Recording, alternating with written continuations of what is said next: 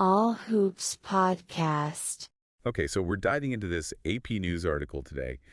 It's about Kawhi Leonard, the LA Clippers star, and the tough choice he had to make when those wildfires ripped through the LA area. Yeah, they were raging pretty bad. Yeah, the Clippers were actually in the middle of a game playing in Denver when it all went down. Yeah. And he decided, I got to get back home. I got to be with my family. It's wild, right? I mean, it really puts things into perspective. This is a guy at the top of his game, and suddenly basketball takes a back seat. Totally.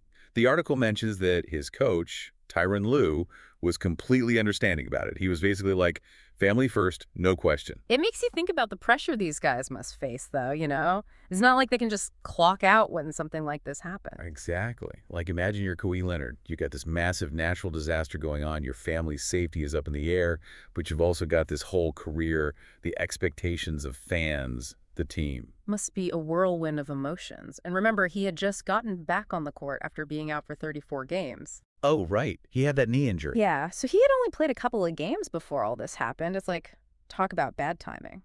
You mentioned perspective earlier, and that's what I keep coming back to. It's not just a sports story, right? It's a human story. Absolutely.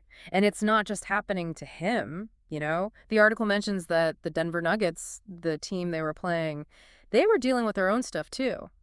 Nikola Jokic, their star center, he was out sick for the game. Yeah, it's a good reminder that even these athletes, who we often see as like superhuman, are dealing with real life, just like the rest of us. It's all connected somehow. Actually, this whole situation made me think about the bigger picture, the whole wildfire thing. Oh, yeah, for sure. They're becoming more and more frequent and more intense, and not just in California. It's like a global issue now. Scary.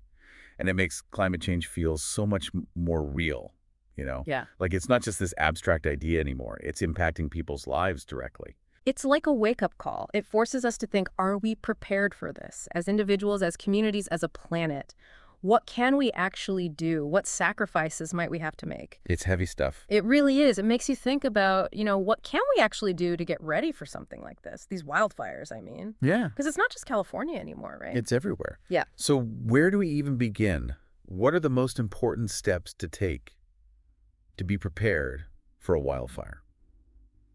Well, first things first, I guess you got to understand the risks where you live.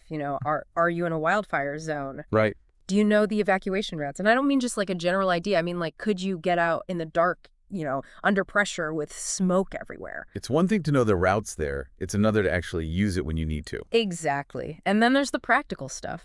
What do you have ready to go if you need to evacuate, like, right now?